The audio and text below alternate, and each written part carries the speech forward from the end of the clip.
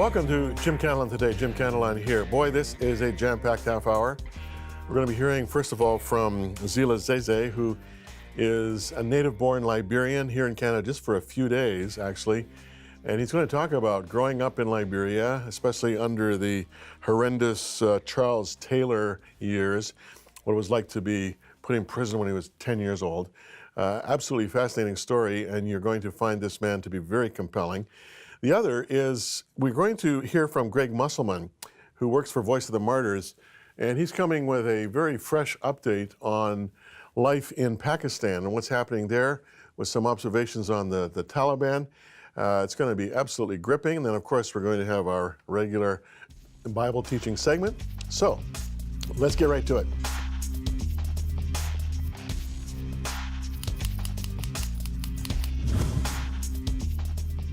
It was extremely difficult. We were afraid of people who had Ebola, and it was difficult working in the Ebola treatment units. But I didn't understand how much pain and difficulty the survivors or people with Ebola were experiencing until somewhere in November 2014. I remember this day working in the Ebola treatment unit on the water treatment systems. I actually touched my face, which was a violation of the rule.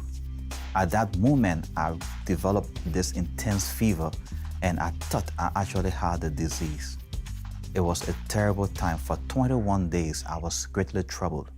But what happened after then was that I understood the pain survivors were going through, and that gave me greater courage and greater passion to reach people affected by the Ebola virus disease. That was a great turning point in my life.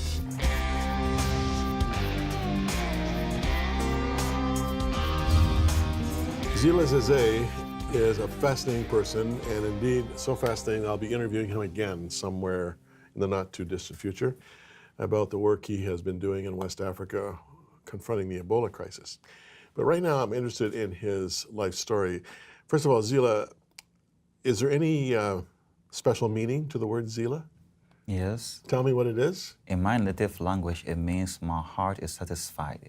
My heart is satisfied. Yes, you know, this is the one thing I love about African names. As you know, I work in Africa a lot, and I'll meet little children, and they'll have the most meaningful names. Yes. You know, I remember one fellow I met in Zambia one time, and I was meeting him for the first time. I said, "I'm Jim, and your name?" He said, "My name is Wilberforce."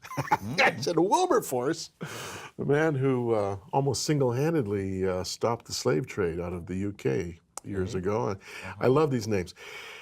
Liberia, you live in Monrovia. Yeah. Have you lived there all your life? Yes, all my life. Not all of the time in Monrovia, which is the capital city. Right. But like 50% in rural Liberia and then 50% in Monrovia. You're in Canada for the first time. Yes, indeed. You've been here for a few days. What are your impressions? Canada is beautiful, extremely beautiful. I love the closeness to nature, with the green vegetation, but also the peace that is even in the air. The people of Canada are friendly. You have a very peaceful environment. It looks almost like a kind of stress-free environment. Well, you know, compared to Liberia, it would be stress-free. Yeah. I often say to Canadians, we have no idea what we have here. Yeah, where I stay, and I ask the lady in whose house I stay, how come you don't have steel bars placed to your windows and doors? Yeah. And you are just confident and relaxed, leaving your house and going about like that. You know, when Kathy and I, with our children, lived in Jerusalem, Israel for 7 years, Israelis would come back to Jerusalem having visited Canada, and they'd say, same question, why don't you have steel bars on your windows, and you don't have fences around your property? We don't live with the break and enter that seems to be almost expected in most parts of the world. Let's talk about life in Liberia. Back during the time of Charles Taylor, not a good time. No, not at all. For the average viewer who has had no experience in Liberia at all, describe what circumstances were like in those days. First, like before the Charles Taylor time, you may have known that Liberia was one of the most peaceful places to live on earth. That's how good and peaceful it was for us. But then we had this brutal civil crisis beginning in 1989 when Charles Taylor sought to take over power from the then president, Samuel Kayando, and it was extremely brutal. The fact was that there were ongoing rivalry between different tribal groups before the civil crisis, and that was a very good platform for various tribal groups to go at loggerhead, and it was absolutely brutal. It was a terrible time for us. How old were you during that period of time? I was just 10 years old in 1989 when the civil crisis began. Now, was it Taylor who kind of invented the idea of the child soldier? Or certainly he was involved.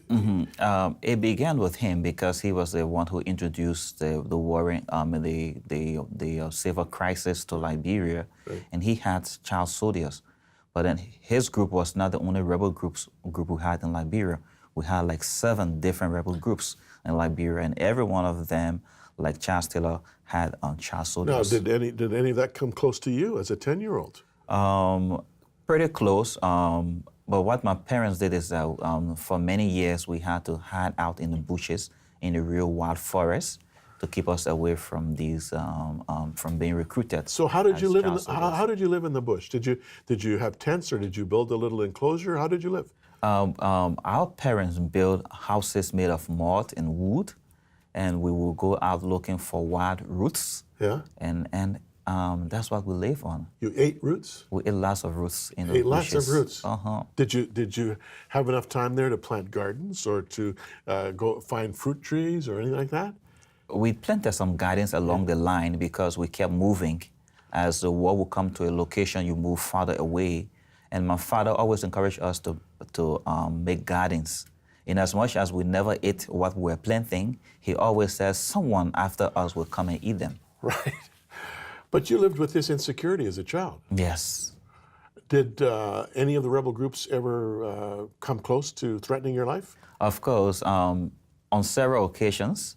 But one of them I remember quite vividly was on the day when Gordon Summon, the then UN envoy, was coming to Liberia to serve as a mediator and see how the various rebel groups would agree to have a peace talk.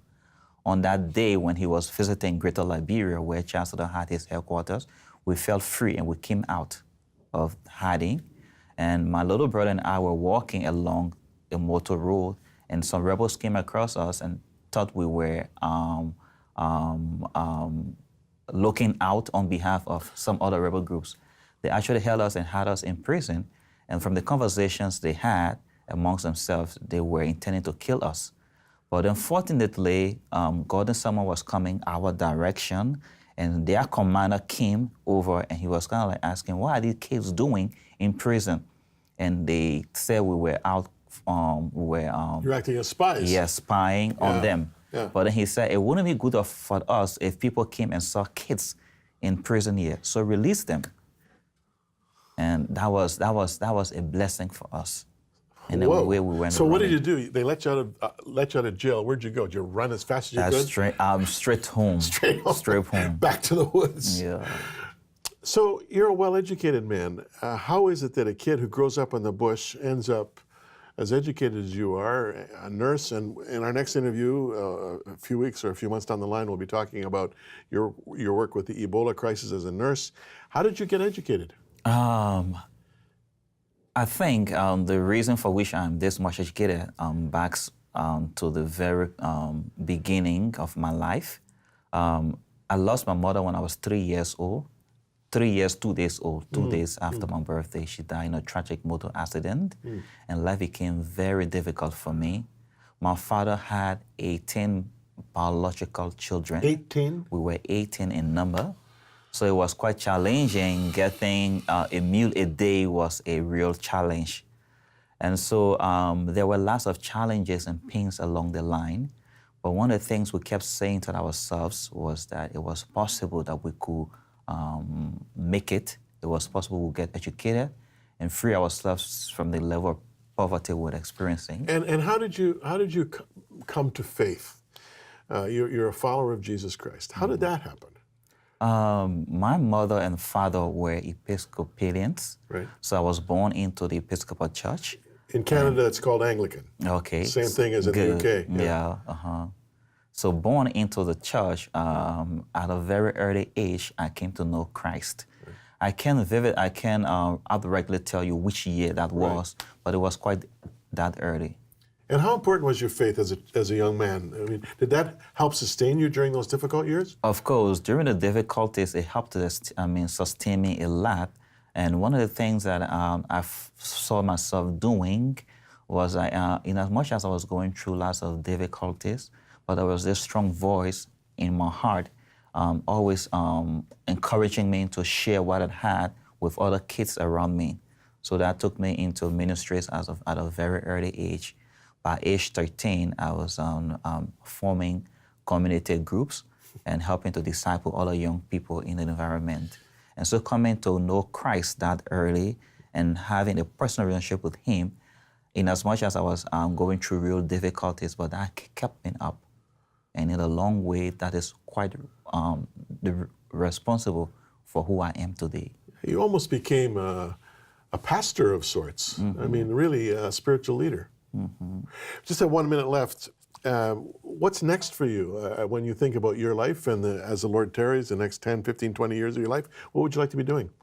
I wish I can be able to accumulate some wealth, at least to sustain myself during my old age. I hear you. And I really want to commit my life to ministry, do a lot with sharing the word of, the gospel with young people and helping the discipleship. Well, it's a great story, Zila, and I'm looking forward to talking to you in a little while about your work with Ebola in Liberia. Zila Zazay, thank you very much for coming our way, and I'll be back with Bible teaching right after this break. Everyone has a story. We'd love to hear about yours. Write to us and tell us about it. JimCantelonToday.com. Very few African mothers ever see a doctor or midwife, yet each mother knows how fragile her child's life is. You see, 26,000 children under the age of 5 will die today because they don't have access to medical care. Your gift of $260, just $22 every month, helps stock a mobile clinic and train healthcare workers to care for young mothers and their children during pregnancy and preschool years. Join WOW Mother Care now. Protect the life of a mother and her child.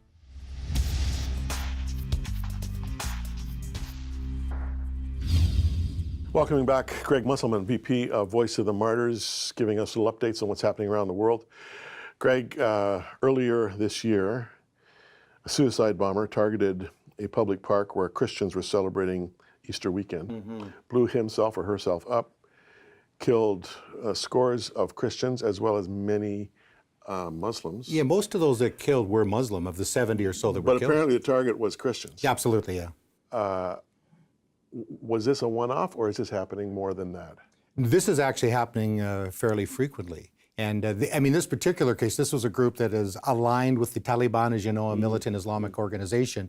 And they clearly stated that they were targeting Christians. And then not long after that, they went on Al Jazeera and in an interview said that, this is just the beginning. We're going to continue to do this.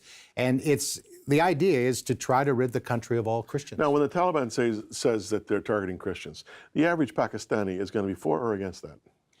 I would say the majority of Pakistanis would be against that.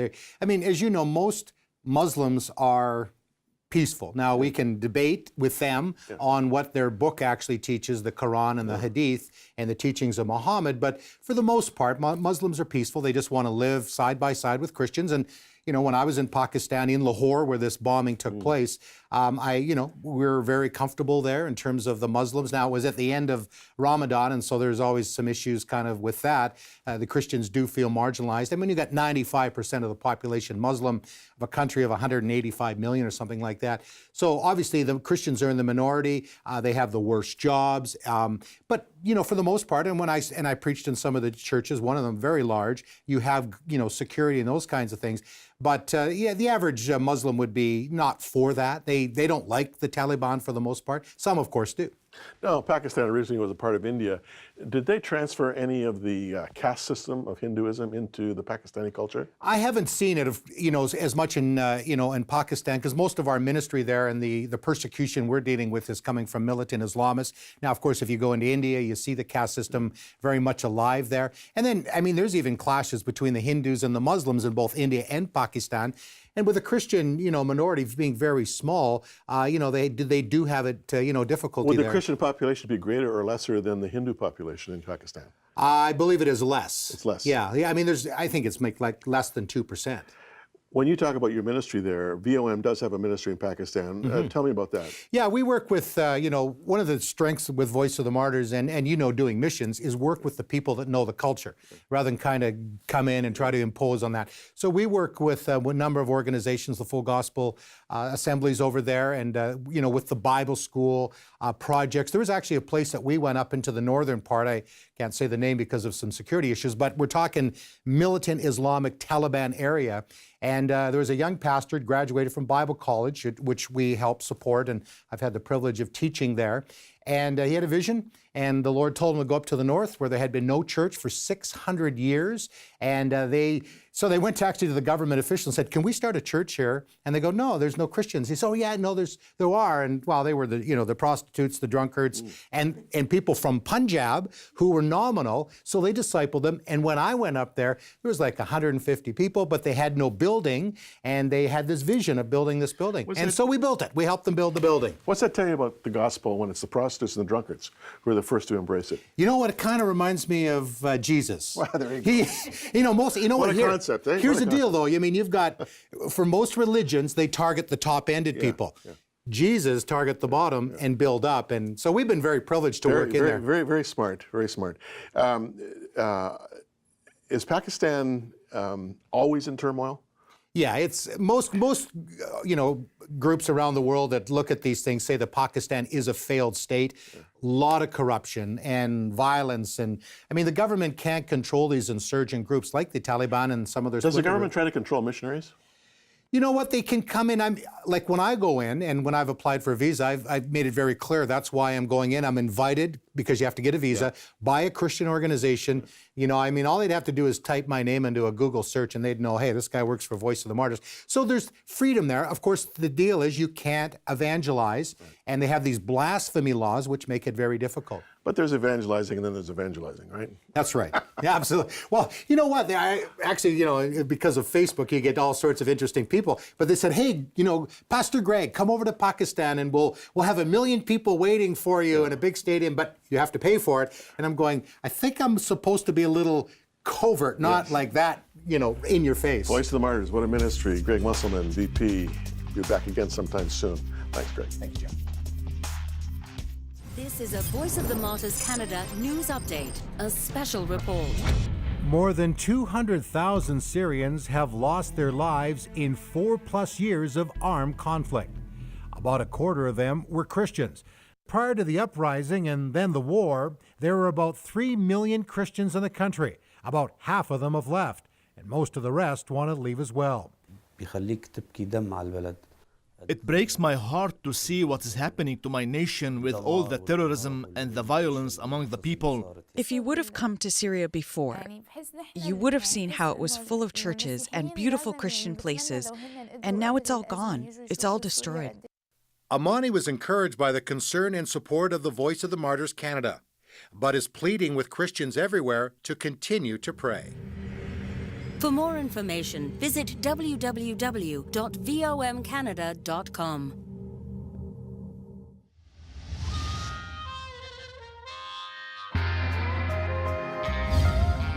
Now, just for context's sake, we are in the midst of the conversation that Jesus had with his disciples for the very last time before his death and resurrection. And it started in John chapter 13, which says it was just before the Passover festival. This, on this occasion, Passover happened over the course of a weekend, so that Friday, which is the normal Shabbat, or the normal Sabbath, was also the very special Sabbath, which was the first day of Passover. And so the day before Passover was called the Day of Preparation. And as you know, days went from sunset to sunset, not from sunrise to sunrise.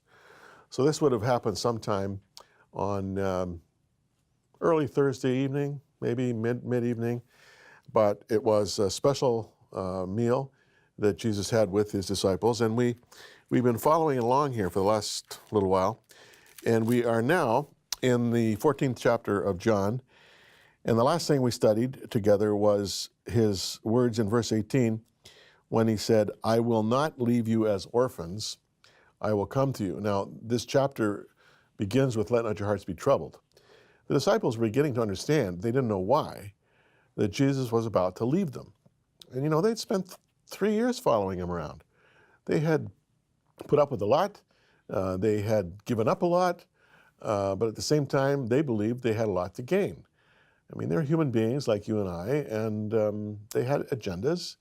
In fact, at one point, James and John were arguing as to who would sit on the right and who would sit on the left when Jesus was on his throne, establishing the kingdom of heaven, ruling out of Jerusalem. The disciples, for sure, saw this time spent with Jesus as an investment in their future as cabinet members, if you will, in Jesus' government.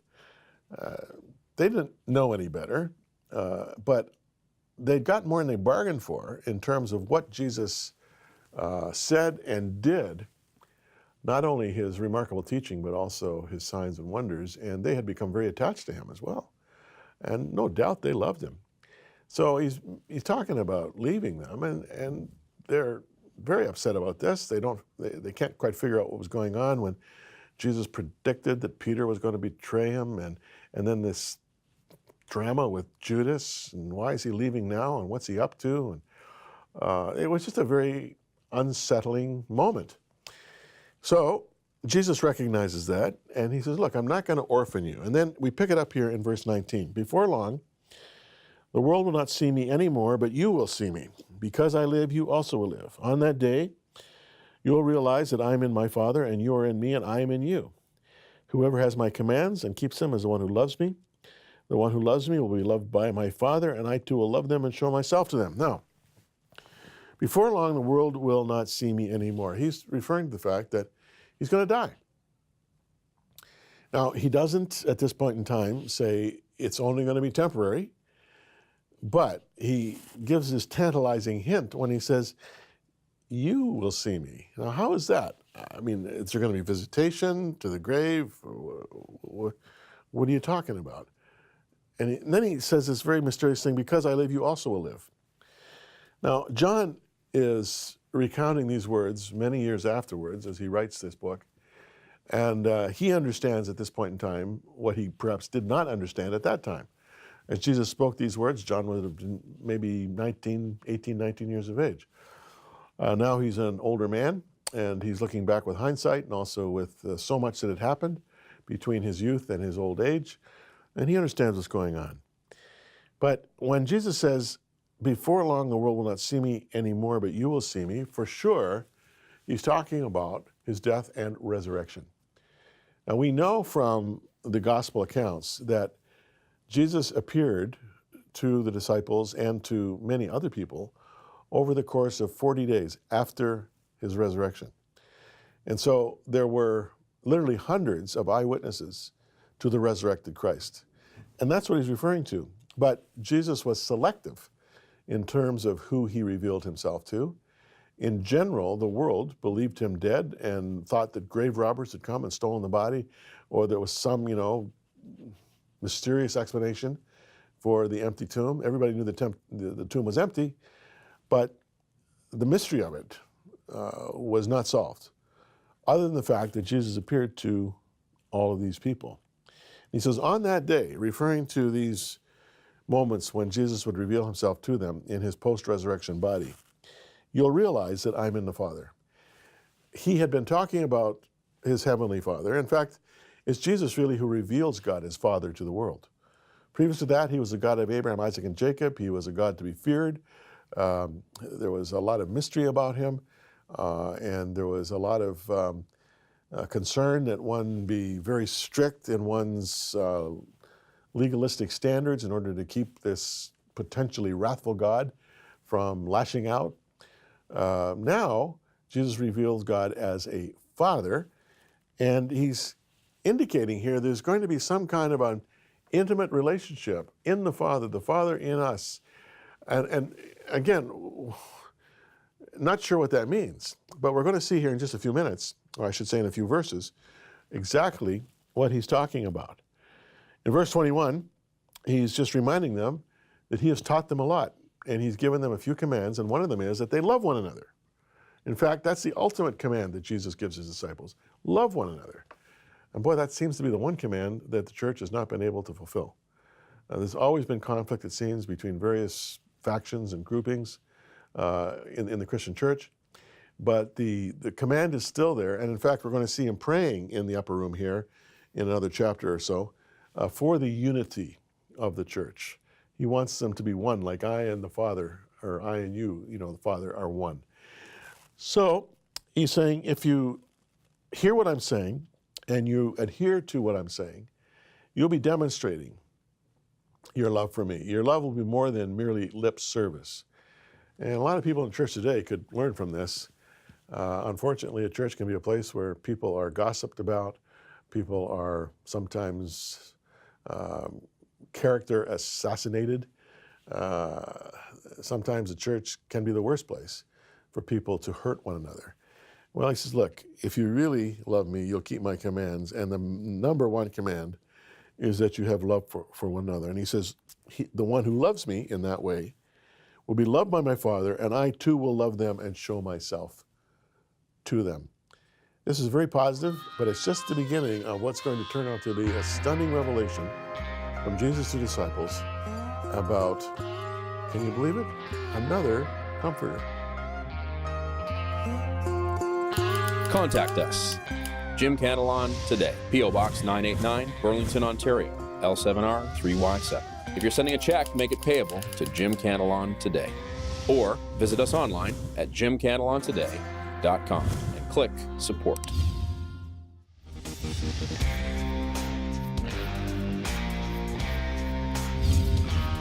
I'll bet your response is very similar to mine, even though I'm the interviewer, to stories like Zila Zezes and observations from Greg Musselman, Liberia, Pakistan.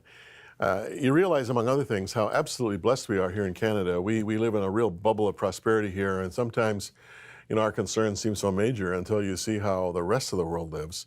And then all you can do is just breathe a prayer of thanksgiving to God that you were born here and that you live here and that you have all of the freedom, access to medical care, luxury really compared to the rest of the world, and all the other things that go along with life in the West.